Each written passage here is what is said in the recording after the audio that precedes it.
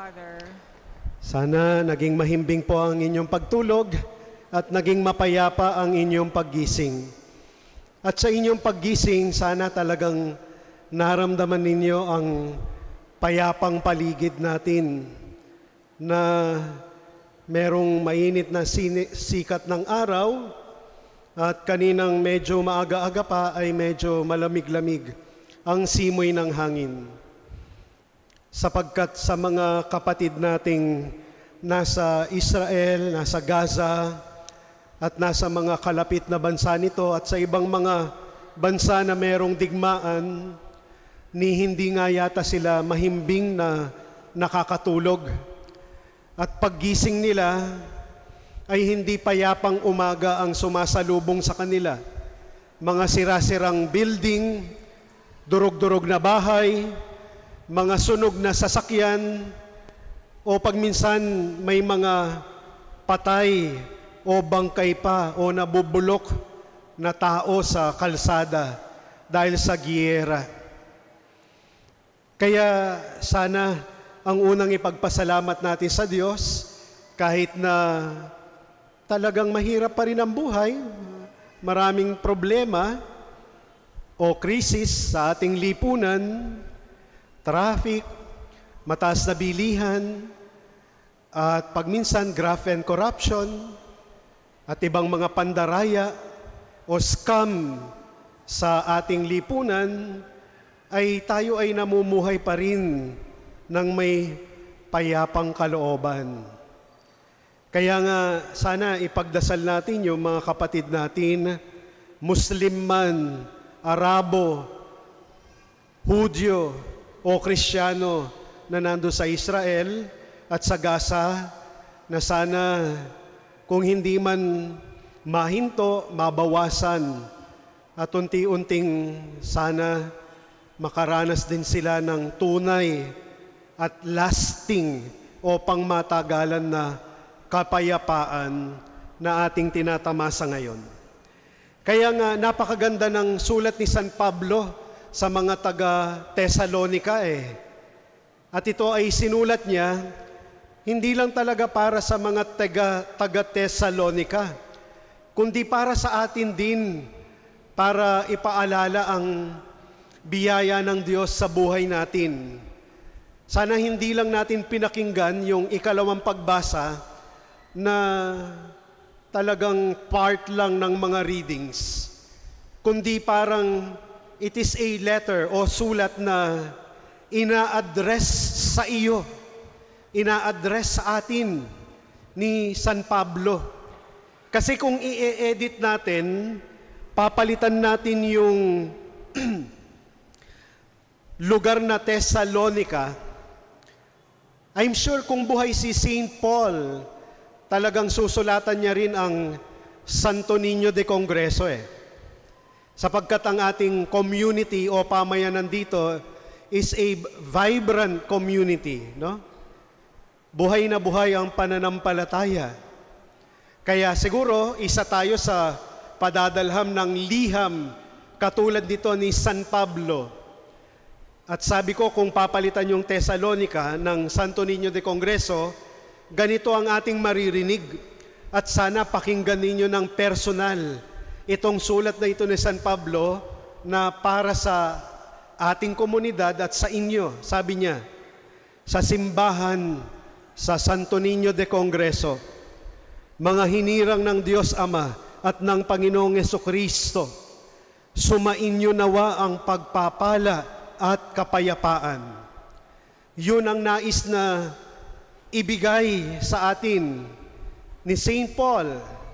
Pagpapala, grace, grasya, biyaya, at kapayapaan. Grace and peace, sabi niya, no? Na nasa atin ngayon, kagaya ng sinasabi ko kanina, na kapayapaan. Yun ang nais na tanggapin natin na idinadalangin ni St. Paul at ibinibigay niya sa atin. Lagi kaming nagpapasalamat sa Diyos dahil sa inyo at tuwin ay isinasama namin kayo sa aming dalangin. No?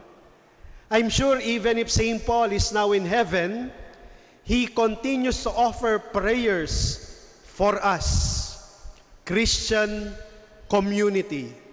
And the Christian communities He started. Kasi sa totoo lang, siya naman ang unang nagtayo ng mga parokya, BEC, at iba pang mga pamayan ng Kristiyano na ipinagpapatuloy lang natin. Kaya patuloy niya tayong ipinagdarasal. Isinasama namin kayo sa aming dalangin, sabi niya. Ginugunita namin sa harapan ng ating Diyos at Ama ang inyong mga gawang bunga ng pananampalataya. So He remembers, inaalala, ginugunita ang mga gawang bunga ng ating pananampalataya.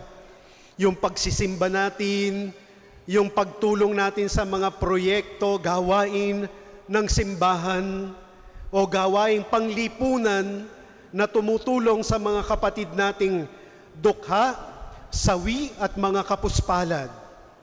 So gawang bunga ng pananampalataya. Ang inyong mga pagpapagal na udyok ng pag-ibig. Pagpapagal na udyok ng pag-ibig. Yung mga araw-gabi nagsusumikap dahil sa kanilang pag-ibig sa kanilang mga mahal sa buhay. Yung mga Pilipinong nandun sa Israel, hinaharap ang banta ng mga bomba, bala at giyera para sa udyok ng pag-ibig sa kanilang mga mahal sa buhay. Yung mga naglilingkod sa ating simbahan, yun yung udyok ng pag-ibig. Alam ninyo, ang iba sa mga servers ng ating parokya, naglalakad, namamasahe ng sarili nilang pera, at minsan gumigising ng maaga. Kaninang umaga nga lang, wala pang 6:00, lumabas ako ng mga 5:45 yun, o 5:45 o 5:30. May nangangalampag na sa gate ng simbahan. Sumisigaw sila, buksan ang gate, buksan ang gate. So ginising ko yung aming kasama sa kumbento, si Kaloy. Sabi ko, tingnan mo nga kung anong gusto ng mga tao sa gate. Pagbalik niya, sabi ko, sino ba yung mga yon? Mga MBG po, Father. Kung ang aga naman, wala pang 6:00. Pero tingnan ninyo ang kanilang udyok ng pag-ibig. Ang aga-aga pa, gusto na nilang ihanda ang altar, ihanda ang gagamitin ng mga pare para sa misa, linisin ang altar, linisin ang ating sacristy, no? Ang aga-aga pa, pero dahil sa udyok ng pag-ibig, no? Mga Eucharistic ministers, UCG, MBG, LECOM, SOCOM, Sacristan, Choir, lahat ng mga naglilingkod, no? Ito ay udyok ng pagmamahal o pag-ibig. Kaya tayo ay naririto. At ang panghuli, sabi niya, at ang matibay ninyong pag-asa sa Panginoong Hesukristo, na sa kabila ng ating pagpapagal, sa kabila ng ating mga pagpapagod na udyok ng pag-ibig, na pagminsan parang wala namang appreciation o wala namang magandang bunga o mabuting pasasalamat ang mga pinagpapagal natin, meron pa ring matibay na pag-asa sa Panginoong Hesukristo na merong mabuti at magandang ibubunga at idudulot ito sa ating buhay. Kaya yun yung ating tinatawag na cardinal virtues Yung faith, hope, and love. No? Yun yung ipinagpapasalamat ni St. Paul. Hindi lang sa mga Thessalonians, kundi sa Santo Niño de Congreso. Ginugunita namin sa harapan ng Diyos at Ama ang inyong mga gawaing bunga ng pananampalataya, ang inyong mga pagpapagal na udyok ng pag-ibig, at ang matibay ninyong pag-asa sa Panginoon. Samantala sa ating ebanghelyo ngayon, this is not the usual reflection or homily or sharing na kadalasan ito hong partikular na ebanghelyong ito ang siyang ginagamit para ipaliwanag yung distinction o yung separation between church and state o yung paghihiwalay ng gobyerno o bayan at ang Diyos o ang mga spiritual na bagay. Na alam naman nating sa totoo lang, hindi naman hiwalay sapagkat mapasabayan man o mapakanino mang gobyerno, yan ay galing din naman sa Diyos at para sa Diyos. Kaya ang atin hong pagninilayan ay sesentro sa sinisimbolo nung barya o ng dinaryo na hiningi ni Jesus na ipakita nila yung nagtatanong sa Kanya. At nung inilabas nila, ang nakalarawan dun sa barya ay mukha ng emperador, si Emperador Cesar. Kaya ang kay Cesar ay kay Cesar. Kasi yung coin na iyon, yung baryang yon, pag minsan, kahit barya-barya lang minsan, yun yung mga nagdudulot sa atin upang magkasala sa kasalanang idolatry.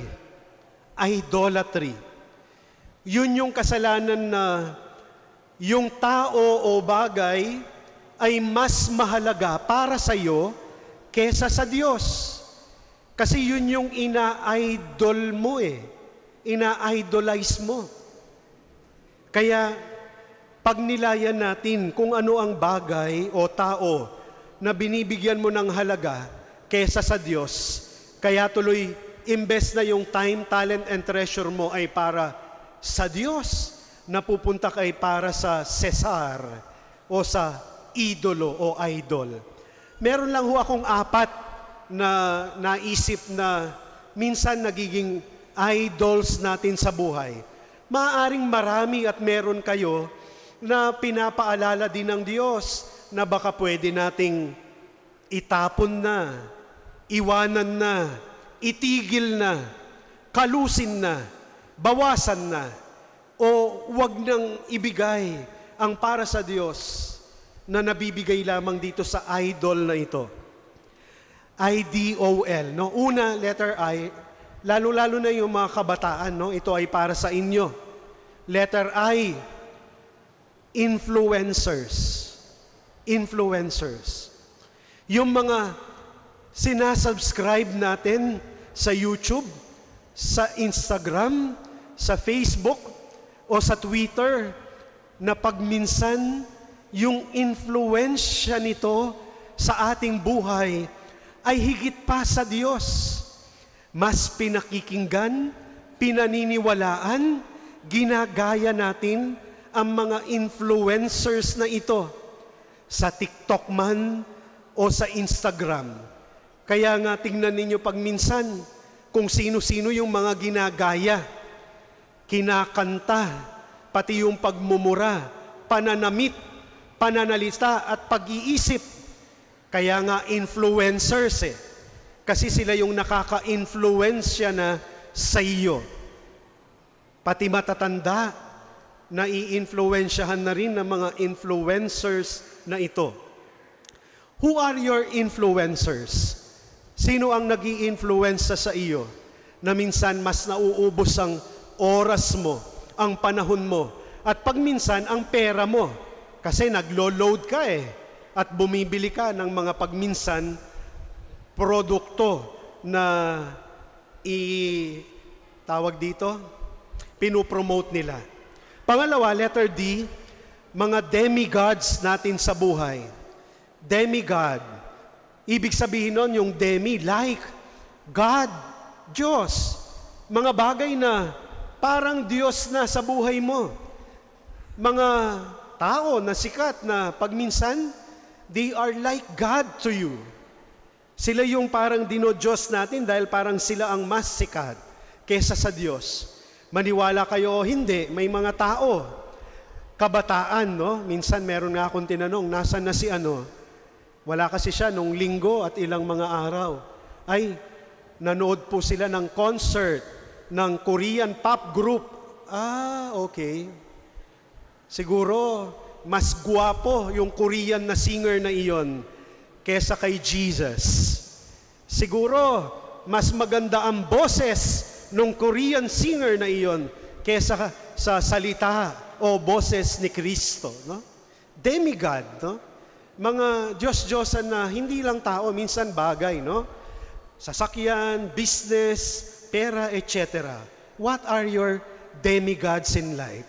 Mga katulad o kapareho ng Diyos na umaagaw sa kung ano ang para sa Diyos sana. Pangatlo, letter O, our obsessions. Yung mga kinahuhumalingan natin. Yung mga bagay na parang hindi ka mabubuhay kung wala ang mga ito. Something that is dominant in your life. Ito yung mga pumapasok na mga bisyo, no? Drugs, alak, sigarilyo, babae, sugal, isabong, at iba pang mga minsan nagiging dominant na sa buhay natin. We are obsessed, even sometimes with people, with wrong relationship. Alam nating maling relasyon, but since we are obsessed, no? Ipagpapalit natin ang para sa Diyos, ang katotohanan, ang para sa Diyos na buhay na sana ay iniaalay sa Kanya. At panghuli, letter L, leaders. Believe it or not, there are leaders who are sometimes becomes our idol. Even religious leaders. Di ba nga, merong grupo na naniniwala silang yung leader nila ay reincarnation ni Santo Niño. Merong grupo na naniniwala silang yung leader nila ay ang anak, appointed son of God, no? Nakakatakot naman yun.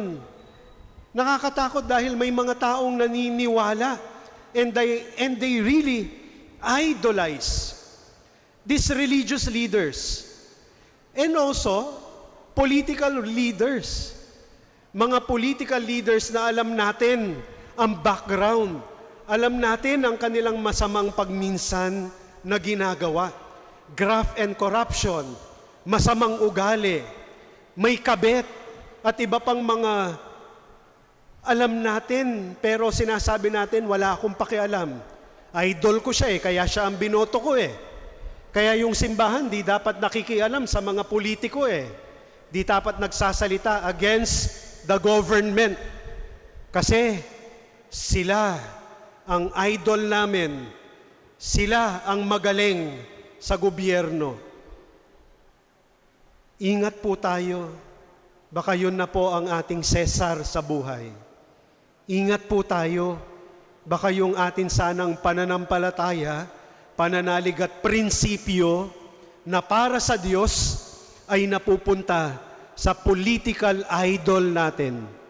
Ngayong nalalapit ng halalan ng barangay election at SK election, sana hindi lang yung idol mo ang iboboto mo. Sana yung tunay naman na makapagbibigay ng mabuting bagay at mabuting tunay at totoong paglilingkod sa ating komunidad. So tanungin natin ang ating mga sarili, what is my idol in life? Ano ang tao o bagay na binibigyan ko ng halaga kesa sa Diyos? Influencers, demigods, obsessions, or leaders? Idalangin natin sa Diyos. Sana piliin pa rin natin ang para sa Diyos at kung ano ang nararapat na ibigay sa Diyos. Magsitayo pang